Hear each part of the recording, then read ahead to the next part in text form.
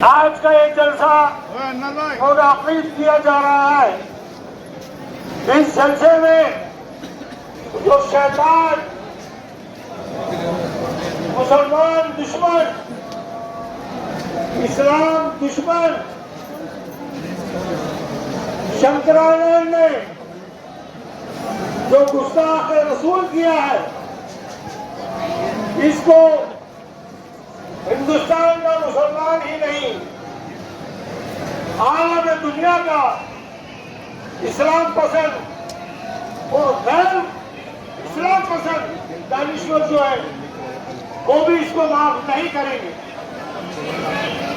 चाहे उनमें हिंदू हो, चाहे मुसलमान हो, चाहे सिख हो, चाहे क्रिश्चियन हो, कोई भी धर्म गुरुओं की मुखालफत या धर्म गुरुओं के मुतालिक गलत बयानबाजी तो कोई भी पसंद नहीं करेगा। तो मैं आज आप तमाम हजरात से गुजारिश करूंगा कि आप हजरात अपना ताउन देकर खामोशी से इस चर्चे को कामयाब बनाए। और मैं तमाम हजरात को अपनी हाजिरी दे सकते हैं। तो मैं आप तमाम हजरात से गुजारिश करूंगा, कोई भी इश्तिहार अंगेज नारा ना लगाए, कोई भी ऐसा नारा ना दे जिससे कि हमारे शहर का सुकून गारत हो। बहुत से लोग कि अगर आपके पास आपके करीब में कोई भी शख्स इश्तिहार अंगेज नारा लगाए, उसको आप देखें और उसको फौरन पकड़कर पुलिस के हवाले कर दे। ये मेरी आप लोगों से बहुत जवाना गुजारिश है।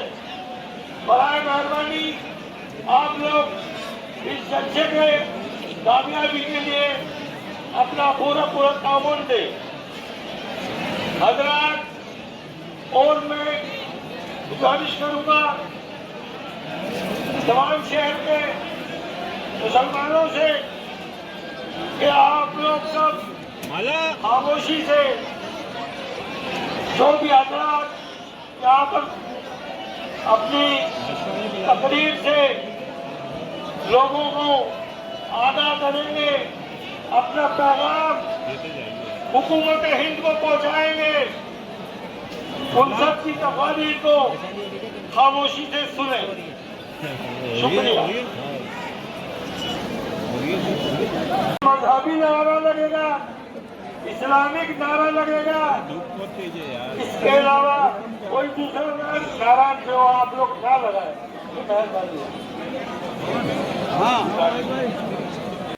लब्बैक लब्बैक या रसूल अल्लाह, लब्बैक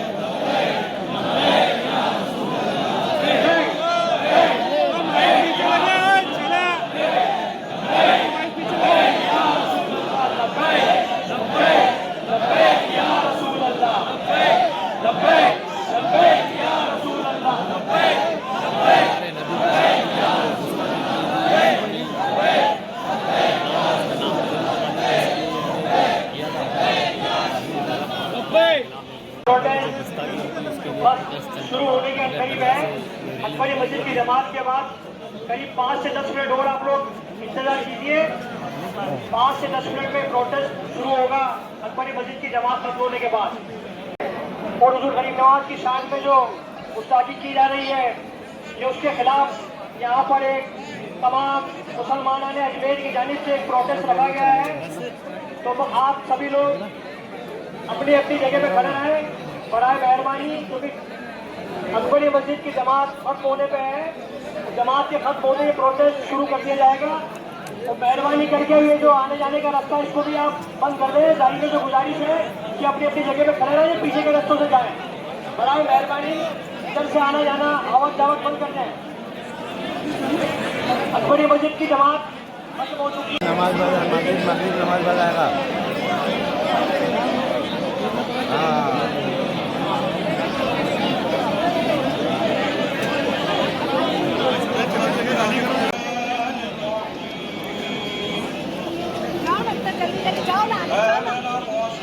بما أنزل إليه من ربه والمؤمنون كل آمن بالله وملائكته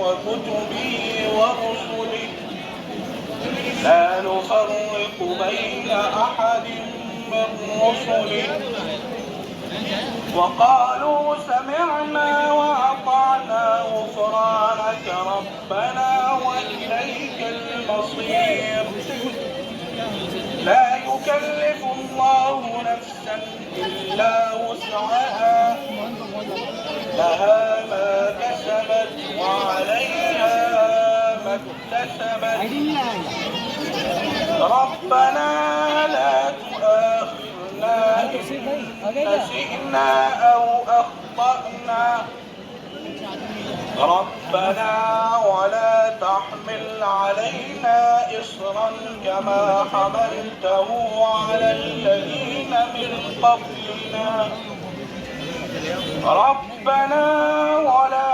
تحملنا ما لا طاقة لنا به واعف عنا واغفر لنا وارحمنا أنت مولانا فانصرنا على القوم الكافرين صدق الله العظيم.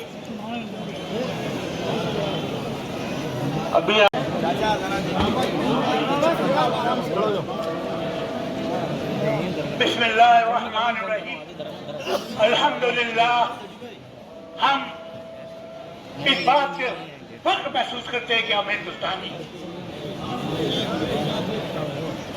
और हमारा मुल्क ऋषि मुनि वलियों का देश। यहाँ पर हिंदू मुस्लिम सिख ईसाई तमाम लोग बड़ी मोहब्बत से रहते हैं, एक दूसरे का सम्मान करते हैं, एक दूसरे के मजहब का ख्याल और एहतराम करते हैं। हमने मुल्क की आज़ादी में बरबर से हिस्सा लिया और मुसलमानों ने अपना नुमाया किरदार अदा किया, ये तारीख गवाह है। मगर बड़े अफसोस की बात है कि चंद गुज़श्ता सालों से जिस तरह से हम पर हमले किए जा रहे हैं, कहीं हमारी मस्जिद को, कहीं हमारी दरगाहों को, कहीं हमारे कब्रिस्तान को मिसमार किया जा रहा है। इसी तरीके से कहीं कलाम पाक की बेहुरमती, कहीं दाढ़ी को नोचना, कहीं टोपी दाढ़ी का मजाक उड़ाना, ये बड़े अफसोस की बात है। इसी बीच चलो भी सन्नानन मरवान ने हमारे आका मौला आका दो जहां अहमद मुस्तफा हजरत मोहम्मद मुस्तफा सल्लल्लाहु अलैहि वसल्लम की शान में जो गुस्ताखी की है, मुसलमान इसको कभी बर्दाश्त नहीं कर सकता। हम अपना तन मन धन सब कुछ उस इसाने बाप सल्लल्लाहु को बांध कर सकते हैं, लेकिन उसकी गुस्ताखी को बर्दाश्त नहीं कर सकते। हमारा ईमान है कि हमारे लिए जो कुछ है रसूल की मोहब्बत है, हमारा ईमान रसूल की मोहब्बत है। ये हालात पैदा नहीं होते। गुजारिश करते हैं कि बराए करम मुल्क का अमन अमान बरकरार रखने के लिए ऐसे लोगों को लगाम कसे। हम हिंदुस्तानी हैं, हम अपने मुल्क का, अपने कानून का दिलो जान से एहतराम करते हैं। ये तारीख गवाह है, इसे बकवास नहीं है, ये तारीख गवाह है। जो आदमी तारीख जानता है, पहचानता, वो मानेगा इस बात। आज जिस तरह हालात पैदा हो गए, जो हमारे मुल्क की इज्जत तौकीर है पूरी दुनिया में, हमारे मुल्क को इसलिए पहचाना जाता है कि हम हर कौम के लोग, हर मुल्क के लोग मोहब्बत से रहते हैं, इसका पूरी दुनिया एहतराम करती है। लेकिन इस काज से हमारे मुल्क पर भी एक सवालिया निशान लग गया। मैं बड़े अफसोस के साथ कह रहा हूँ कि कोई मिस्टर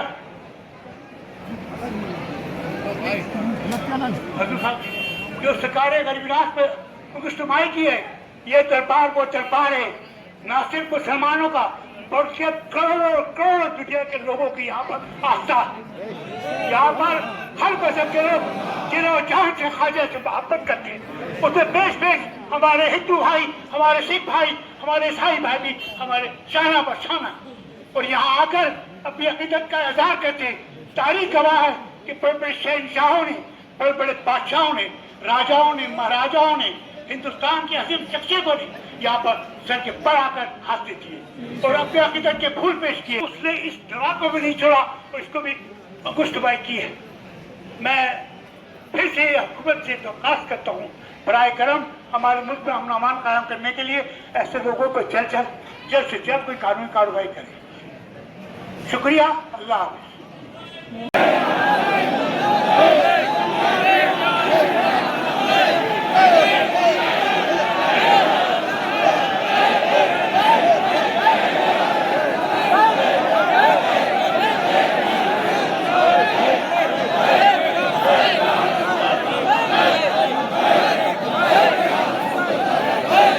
क्या आज तक जो है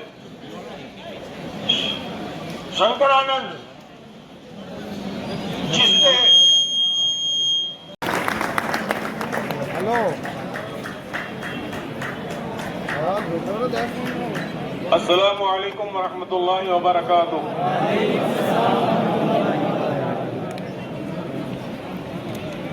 हजरात गिरामी, बरादरान इस्लाम, मैं आपके सामने हाजिर हूँ। आज हम यहाँ पर बारगाह गरीब नवाज के कदमों में नामूस रिसालत पर उस गुस्ताख रसूल नबी पाक सल्लल्लाहु अलैहि वसल्लम की शान अक़दस में जो गुस्ताखी की गई है, उस मलऊन ने, मैं नाम नहीं लेना चाहता, जो गुस्ताखाना जुमला, जो कलमात उसने बयान की है, वो नाकाबिले बयान है, नाकाबिले समाअत है और नाकाबिले बर्दाश्त है। ना उनको दोहराया जा सकता है, ना उनको सुना जा सकता है। इस पर एहतजाज दर्ज कराने के लिए हम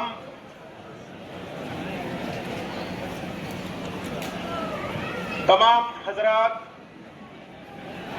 इज्तिमाई तौर पे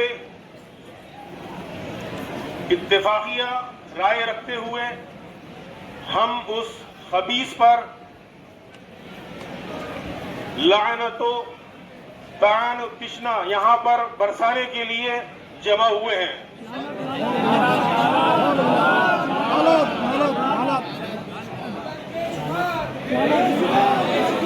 हमारे नबी पाक सल्लल्लाहु अलैहि वसल्लम को अल्लाह तबारक व तआला ने तमाम आलम के लिए रहमत बना के भेजा है।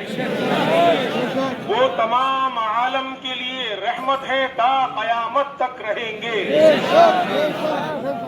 आप जैसा अमन व इंसानियत का पैगाम देने वाला दुनिया में और ता कयामत उनका कोई सानी नहीं।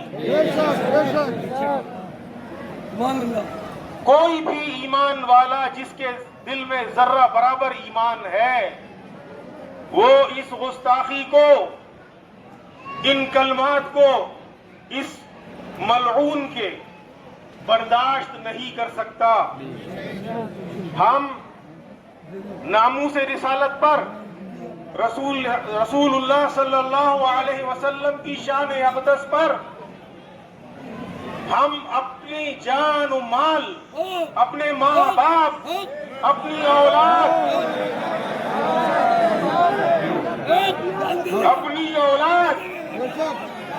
अपने घरों को, अपनी जानों को कुर्बान करने के लिए तैयार हैं। इसमें कोई शक व शुबा की गुंजाइश नहीं होनी चाहिए, क्योंकि शान रसूल हमारा ईमान है और शरीयत के मुताबिक इश्क़ रसूल जिसके दिलों में नहीं है वो ईमानदार नहीं है, बेईमान है वो। लिहाजा इस खबीस के इस बयान से ऐसा लगता है कि इसके पीछे कोई दुश्मन देश की दुश्मन ताकत लगी हुई है और जो देश को बांटना चाहते हैं, जो देश को तोड़ना चाहते हैं, जो देश में अमन और सुकून फितना फसाद कराना चाहते हैं, वो इसको मोहरा बनाकर बार बार सामने लाते हैं। लेकिन अफसोस इस बात का है, बेहद अफसोस है कि इसको आज तक गिरफ्तार नहीं किया गया और बताते हैं सिर्फ और इसको हिरासत में लेकर के इसकी हिफाजत की जा रही है। लिहाजा मैं हुकूमत हिंद से, बिलखुसूस उत्तर प्रदेश की सरकार से मैं ये अपील करता हूं इन तमाम जमीयत मुसलमानों की तरफ से कि इसके ऊपर सख्त से सख्त कार्रवाई की जाए और सख्त से सख्त दफाएं लगाकर इसको जेल में डाला जाए, वरना मुल्क में अमन और अमान बरकरार रखना दुश्वार होगा और सब्र की एक इंतहा होती है। सब्र कहां तक किया जाएगा बताइए? सब्र का बांध अगर टूट गया तो जिस तरह से पानी का बांध टूटता है, बाढ़ें आती हैं। हम नहीं चाहते कि हमारे नौजवान गलत रास्ते पर जाएं, जज्बातों में कुछ गलत कर बैठे। इससे पहले वक्त रहते मैं हुकूमत से अपील करता हूं कि आप वक्त रहते इसको गिरफ्तार करें और आइंदा मैं हुकूमत हिंद से ये अपील करता हूं कि एक कानून के अंदर एक प्रावधान ये रखें कि जो हेट स्पीच देते हैं इन लोगों के लिए कम से कम उम्र कैद और फांसी की सजा तक होनी चाहिए। इसलिए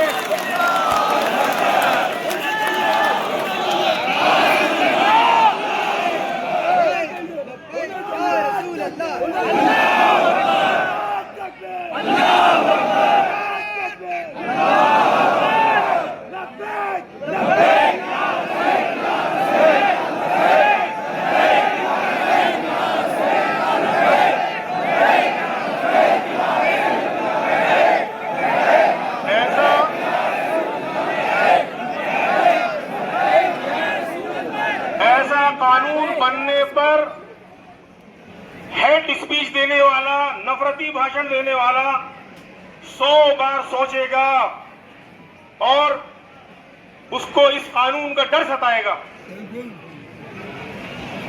जब बात अल्लाह और रसूल की शान में और कुरान की सदाकत पर हर्फ लगने की हो तो हमें ऐसी हालत में अपनी कौम को किस मुंह से जाकर हम बीच में जाकर उनकी समझाइश करें। लेकिन चूंकि इस्लाम अमन का पैगाम देता है और किसी मजहब पर नुक्ताचीनी नहीं करता और अपने मुल्क से मोहब्बत करने की तालीम देता है, इसी तालीम की बिना पर आज हमारी कौम अमल पैरा है।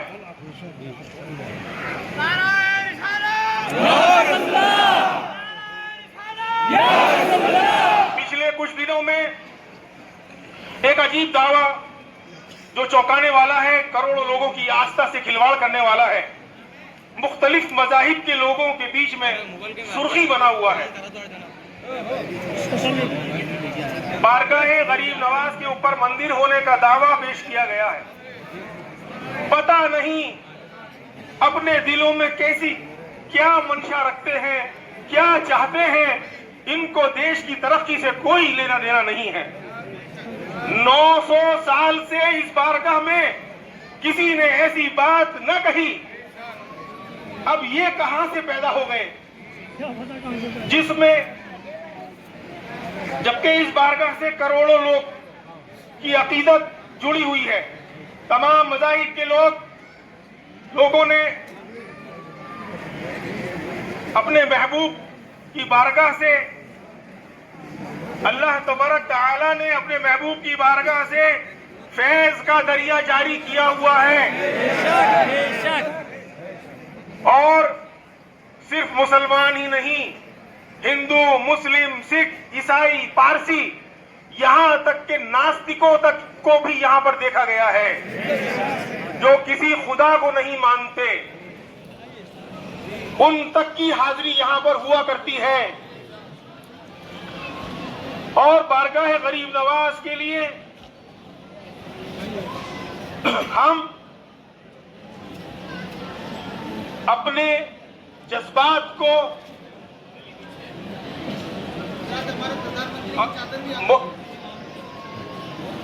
मैंने कह दिया कि तमाम मज़ाहिब के लोग अकीदत मोहब्बत रखते हैं और यहां से फैज पाते हैं।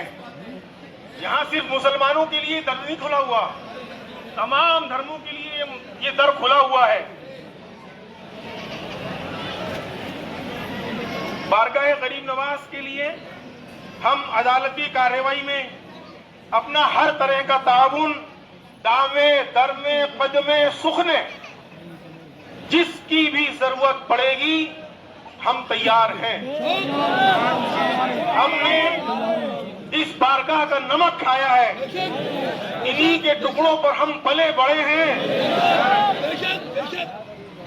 बस मैं अपने इस बयान को खत्म करते हुए हुकूमत हिंद से एक बार दोबारा अपील करता हूं कि इस पर, उस खबीस पर, लईन पर सख्त से सख्त कार्रवाई की जाए और जल्द से जल्द उसको जेल में डाला जाए। और मैं उम्मत मुस्लिमा से, तमाम हिंद के मुसलमानों से ये अपील करता हूं कि आप हजरात उसके बयानों पर ना जाएं, जज्बातों पर ना आए। आप अपने अपने शहरों में अमन और सुकून के साथ रहें और सुकून कायम रखें और कानून अपने हाथ में न लें। कानून अपना काम करेगा, इंशाअल्लाह रहमान जल्द अज जल्द उसकी गिरफ्तारी होगी। अल्लाह हाफ़िज़, अल्लाह।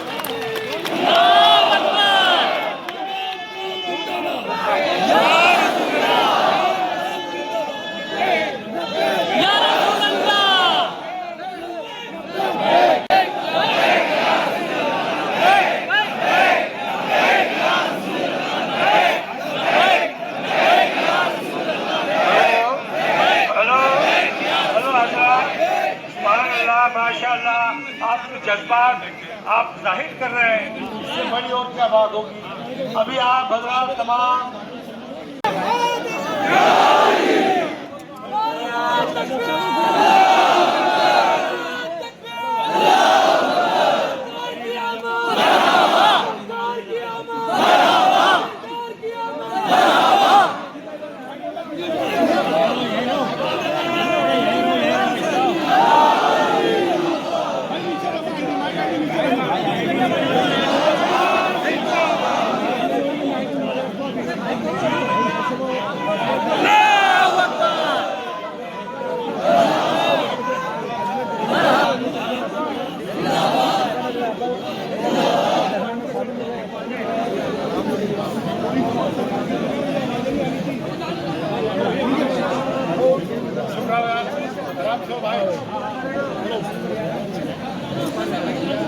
नालाए बुलबुल भी सुनूं, हमतन गोश रहूं।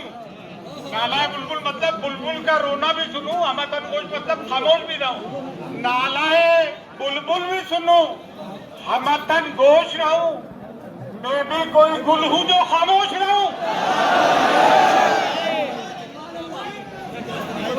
देखिए, मैं रियलिज्म में यकीन करता हूं, किसी की मदासराई नहीं, किसी की चापलूसी नहीं। अगर सर्टिफिकेट चाहिए तो उस अल्लाह की जात का और अल्लाह के इल्जाम तराशी से कभी नहीं डरा। दुश्मन इल्जाम लगाते हैं तो उसको भी कुछ मुनाफिक है, अल्लाह उनको नहीं मिलाया। देखिए, मैं यहाँ से शुरू करता हूँ। ये सुल्तानुल हिंद नायबुल नबी अता रसूल आले नबी औलादे अली जिक्र गोशे रसूल का आस्थाना है। ये आप जानते हैं, ख्वाजा मोइनुद्दीन चिश्ती प्रॉफिट मोहम्मद सल्लल्लाहु अलैहि वसल्लम की औलाद है, उनके डिसेंडेंट है, उनकी प्रोजनी है, नायबुल नबी अता रसूल है। यहाँ से इस्लाम पैदा।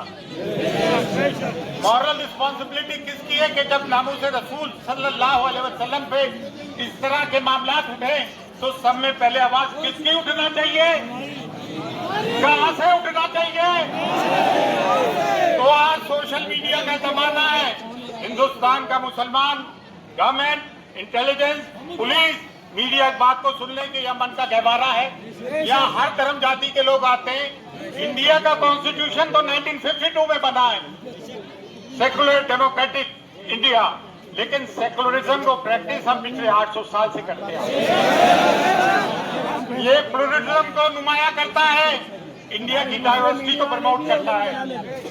लेकिन हम ये बात भी नहीं भूल सकते कि जब इस्लाम पे कोई आ जाएगी, नामूसे रसूल पे कोई आ गई, गरीब नवाज के आस्थाने पे कोई आ जाएगी, तो सब में पहले हमारा कर्तव्य, हमारा फर्ज है, वरना हम इस चौखट के नमक हराम है, नमक हलाल नहीं।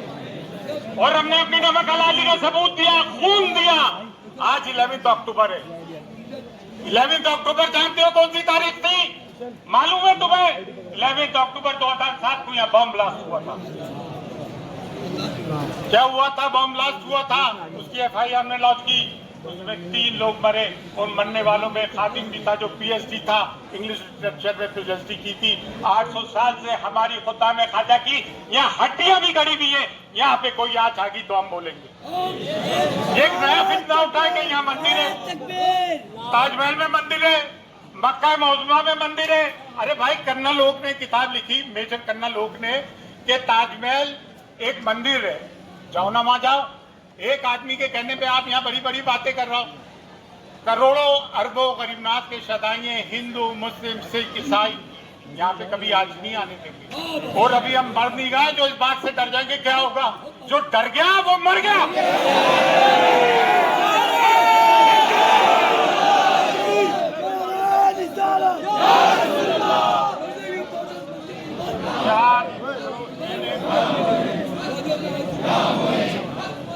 या रसूल अल्लाह, लब्बैक लब्बैक या हुसैन। नहीं यार, आजकल मैं भूल जाता हूँ, इसलिए जज्बाती आदमी भी हूँ। क्या? हाँ, अरे भाई, ये कहते हैं कि सभी के एक तो वो आ जाते हैं, हिकमत अमली से काम लो, अभी वक्त खराब है। क्या यजीद के दौर से बुरा हाल है क्या? है? आधी दुनिया में हुकूमत की थी। फिक्र हुसैन असल में मिरास इस्लाम है। और फिक्र हुसैन है कि बातिल के खिलाफ आवाज बुलंद करना जुर्रत अली से पैदा होगी, जुर्रत रसूल सल्लल्लाहु अलैहि वसल्लम से पैदा होगी। मैं बताऊं किसके लिए बोले? अभी बरेली में एक जज साहब ने फैसला दिया लव जिहाद में। तो भाई, जब लव का तो ट्रायंगल होता है, 2 लड़की हो गई, 1 लड़का हो गया, 2 लड़के हो गए, 1 लड़की हो गई, वफा और बेवफाई होती है। ये लव के बीच में जिहाद कहां से आ गया? लव में जिहाद कहां से आ गया यार? अच्छा, तो बरेली के जज साहब ने एक फैसला दिया, उस बेचारे को उम्र कैद कर दी और कहा कि डेमोग्राफिक इम्बैलेंस हो जाएगा। डेमोग्राफिक इम्बैलेंस में बता दूं, एक तो पढ़ा लिखा करो यार, अपने बच्चों को पढ़ाओ, खुदा के वास्ते मेन स्ट्रीम में शामिल हो, IAS IPS बनो, बड़े बड़े लॉयर्स बनो, डॉक्टर्स बनो। ये मखलूज मुसलमानों की कौम चचती नहीं है हमें। ये यानी कि हिंदू कम हो जाएंगे, मुसलमान ज्यादा हो जाएंगे। अरे 1000 साल में भी हम इनके बराबर नहीं हो सकते। क्यों झूठ बोल रहे हो? ये 4 शादियां करते हैं, बच्चे ज्यादा पैदा करते हैं। अरे 1000 मुस्लिम मर्दों पे 940 लड़कियां हैं। एक मर्द के हिस्से में तो एक औरत आ नहीं रही है, तो बाकी की 3 के आसमान से आएंगी? ये बेचारे ऐसे अभी तक शादी नहीं हुई।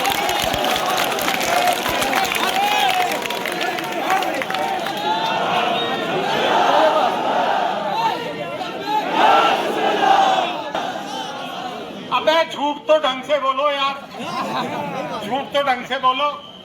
तुमने लव में जिहाद गुजार दी अच्छी चीज में। ले लो मजदूर की रुएं तड़प रही हो। अच्छा, फिर कर्नाटक के हाई कोर्ट के जज ने एक और बात कही कि जहां बेंगलोर में एक मुस्लिम इलाका है, उसको पाकिस्तान कह के संबोधित किया। फिर चीफ जस्टिस ऑफ इंडिया के कहने पे उसने माफी मांगी। ओ बतुलाना, खामोश प्लीज। हाँ खामोश। यहाँ जुडिशरी का ये आलम हो गया। डेमोक्रेसी के 4 सतून है। अरे नाना, कलेक्ट्रेट में एक आदमी आता है जिसका नाम है सिमरन गुप्ता और गरीब नवाज की शान में ऐसी गुस्ताखी कर जाता है, जबकि 2022 का एक जज का ये जजमेंट है, सू मोटो केस पर है वो जजमेंट, और वो जजमेंट ये है कि जस्टिस नटराजन ये इन्होंने 2022 को एक ऑर्डर दिया कि कोई हेट स्पीच दे तो पुलिस उस पर सू मोटो करे। उस पर सू मोटो पुलिस ने नहीं करी। हमने FIR भी दर्ज किया, आज तक कुछ नहीं हुआ उसका। एक आदमी हमारा कोई ऐसा नारा लगा देता है जिसकी हमने भी मुखालिफत की, तो उसका पुलिस सू मोटो लेते हुए केस कर देती है और जेलों में बंद हो जाना पड़ता है। ये नाइंसाफी कैसी भाई, ये नाइंसाफी कैसी? आज तक उन लोगों को पकड़ा तक नहीं गया। हम कब तक इन चीजों को बर्दाश्त करते रहे? अच्छा, एक और चीज है भैया, पुलिस वाले भी खड़े हुए हैं। जी नफीसा का रेप होता है, क्या होता है? रेप होता है। दुनिया का कायदा किसका है, क्या है? रेपिस्ट का साथ देते हैं या मजलूम जिसका रेप हुआ है किसका साथ देते हैं? वहां पे बीजेपी वालों ने एक झंडे के साथ जुलूस निकाला और उस आदमी का नाम था जो आगे आगे था, लाल सिंह। ये दुनिया में कहीं नहीं होता है, विक्टिम का साथ दिया जाता है। देखिए बेटी, हम सबकी साझा है, चाहे वो किसी भी तरफ जाती की हो। और मुझे सब में ज्यादा गुस्सा किसी बात का आता है तो वो रेप को लेकर आता है। ये इस पे तो इतना सख्त कानून बनना चाहिए कि पूछो मत। तो कांग्रेस ने क्या किया? जम्मू से लाल सिंह को टिकट दे दिया। अरे एक तो हमें वो तंग कर रहा है जिनको वोट नहीं दे रहा है, और एक वोट लेके खामोश बैठे। वाह यार वाह, हमारे वोट भी लो लोकसभा में और असेंबली में, और हमारी हिमायत भी नहीं करो। हिमाचल प्रदेश में तो मुसलमानों की हुकूमत है, हिमाचल प्रदेश में तो मुसलमानों की हुकूमत है। क्या हो रहा है मुसलमानों के साथ? मोहब्बत की दुकान खेल खिलौनों की दुकान बन गई। मोहब्बत की दुकान क्या हुई?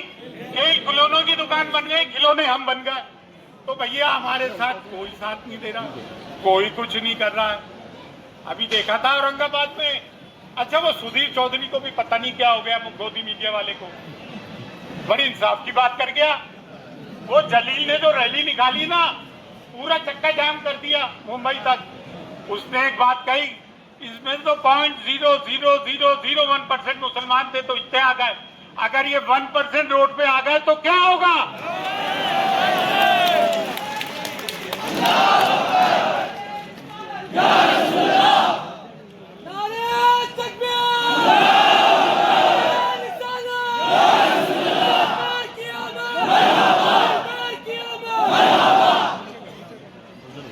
अच्छा, डॉक्टर राम मुलायम यादव सर जो है लोहिया से, उन्होंने एक बात बड़ी पते की कही थी डेमोक्रेसी के लिए।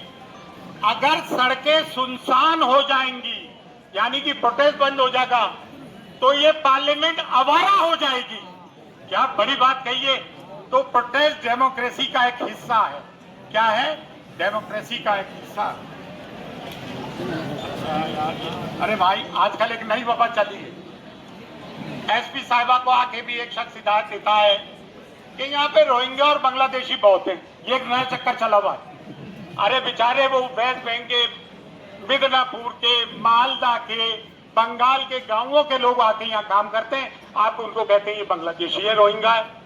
ये एक नया नाटक शुरू हुआ है। कहीं लव जिहाद, कहीं लैंड जिहाद, कहीं कुछ जिहाद, कोई अलन टप्पू जिहाद, ये तरह तरह के जिहाद हो रहा है। अच्छा, एक बात और सुन लें, ये बारकाह हुजूर गरीब नवाज से सदा बुलंद कर रहा है। ना यहाँ कोई मसलक का इख्तिलाफ है, ना मजहब का, ना धर्म का, ना वॉक ऑफ लाइफ का, और बिलखुसूस मुसलमानों से। देखिए बड़ी अजीब बात है, ज्वाइंट पार्लियामेंट्री कमेटी बना दी पार्लियामेंट के एक रेजोल्यूशन से, और उस पर हमारे होम मिनिस्टर कहते हैं कि मैं वक्फ अमेंडेड एक्ट तो लेकर आऊंगा। तो आप क्या पार्लियामेंट से ऊपर हो क्या भाई? और आप क्या समझ रहे हो कोई बच्चे का खेल है, चूहा बिल्ली का, कि आप हमारी प्रॉपर्टी जब्त कर लोगे और हम रोड पे नहीं आएंगे? अगर ये जिस दिन बिल पास हुआ तो क्या करोगे? क्या करोगे? हिंदुस्तान का मुसलमान रोड पे आएगा। 0.001% में सब हिल गए। तो अगर ये 30 करोड़ रोड पे आएंगे तो क्या होगा? हम भाई पीसफुल को एक्सिस्टेंस चाहते हैं, हम प्यार मोहब्बत से जीना चाहते हैं, हम नफरती लोग नहीं हैं। आप इंडिया गेट पे जाके देखें, मोर देन 57,000 लोगों ने जंगे आजादी में शहादत दी। कितने? मोर देन 57,000 लोगों ने, उसमें 36,000 से ज्यादा मुसलमान थे। ये हमें देशद्रोही कहते हैं, ये हमें जिहादी कहते हैं, ये हमें आतंकवादी कहते हैं, ये हमें पाकिस्तानी कहते हैं। अबे जिहाद का मतलब समझते हो? अफगानिस्तान ने पूरे सोवियत यूनियन को तोड़ दिया और नाटो और अमेरिका अपने हथियार छोड़ के अफगानिस्तान से भाग गए। ये होता है जिहाद। लेकिन हम इन चीजों के कायल नहीं, हम प्यार मोहब्बत से रहना चाहते हैं। हाँ, आप देखें ये गुस्ताखे रसूल। मैं एक का नाम क्या लूं? ये तो अनेक है यार, एक नहीं अनेक है। मैं अपनी जबान नाम लेके इनका खराब नहीं करूंगा। एक हो तो बोलो। आपने अभी तक उनको अरेस्ट ही नहीं किया। अरे आप इनकी बात करो, नुपुर शर्मा तक को आज तक अरेस्ट नहीं किया और हमारे लड़के उस चक्कर में अभी तक बंद पड़े। केईओ की FIR कट गई। गिरी महाराज के चक्कर में एक रैली निकाली, वो तक अभी बंद नहीं हुआ। उसको पुलिस प्रोटेक्शन दिया जा रहा है, ठीक है ना। अच्छा, हम बोलते कहते हैं कि ये तो वो है, क्या कहते हैं यार, भड़काऊ भाषण दे रहा है, गोदी मीडिया बातें शुरू कर देता है, ये है वो। ये जो बोले कुछ नहीं, इन पे सब माफ है। कानून दो हैं देश में भैया, कानून दो हो चुके हैं। हाँ, अरे मैं तो उसका नाम ही नहीं लेना चाह रहा हूँ। एक आनंद और गैर आनंद थोड़ी है, यहाँ तो ना जाने कितने आनंद और गैर आनंद है जो आए दिन चू चू ची ची। अच्छा, दरगाह और खानकाह वालों हिंदुस्तान के, तुम्हारी आवाजें क्यों बंद है? बारगाह गरीब नवाज में कहा यहाँ मंदिर है और तुम चुप बैठे हो जबकि कलीदी दरगाह है। अरे भाई, तुम्हारी जरूरत नहीं है, अरबों चाहने वाले और हम लोग हैं जो जान देने वाले। अच्छा, कभी इनकी आवाज निकलती है तो कैसे निकलती है? सुनो, ये मिनानी बकरी है।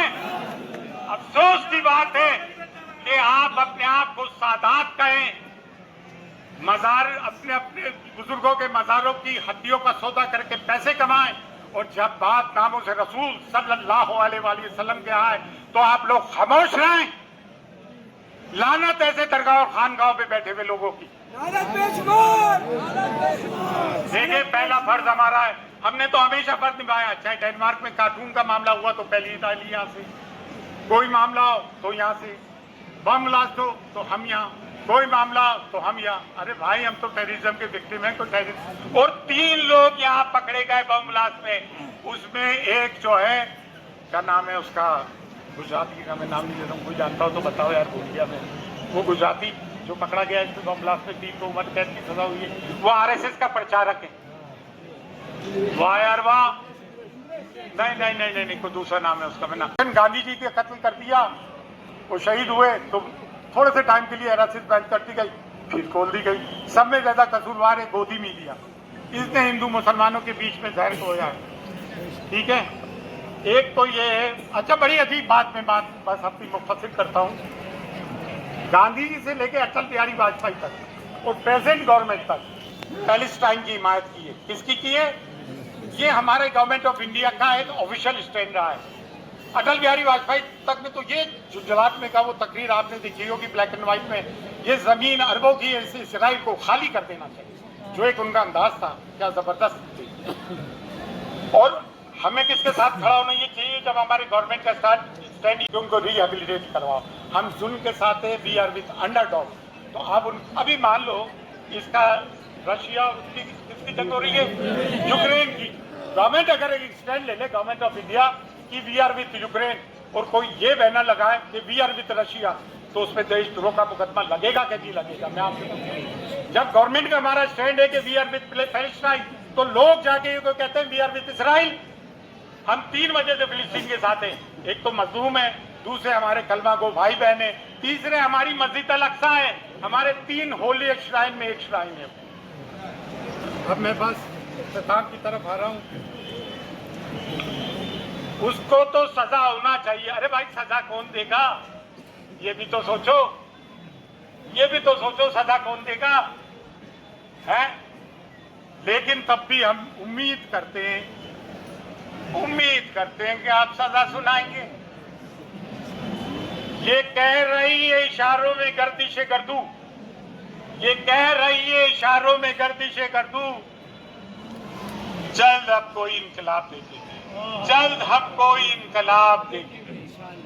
रंगे महफिल चाहता है मुकम्मिल इनकलाब, रंगे महफिल चाहता है मुकम्मिल इनकलाब, चंद शमाओं के फड़फड़ाने से सहज नहीं होती।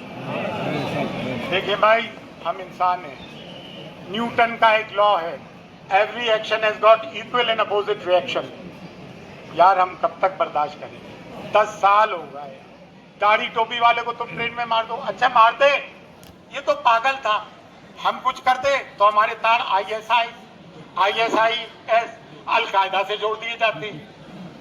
फंडिंग कहाँ से हो रही है, ये कर दिया जाता है। लेकिन एक बात सुन ले, ये देश अच्छा है, खूबसूरत है, मिलजुल के रहना है। हम हाथ जोड़ के भारतवासियों से कहना चाहते हैं, हाथ जोड़ के जिए और जीने दो, live and let live, peaceful coexistence चाहते हैं। हम इस बात के साथ, इस नारे के साथ इस बात को इख्तिताम पजीर करते हैं। जय हिंद।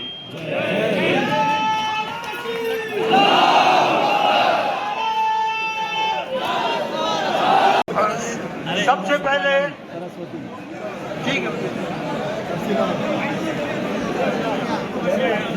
पत्थर को चकनाचूर होना चाहिए, कहा के पत्थर को चकनाचूर होना चाहिए और एक ही हो, मजबूत होना चाहिए। आवाज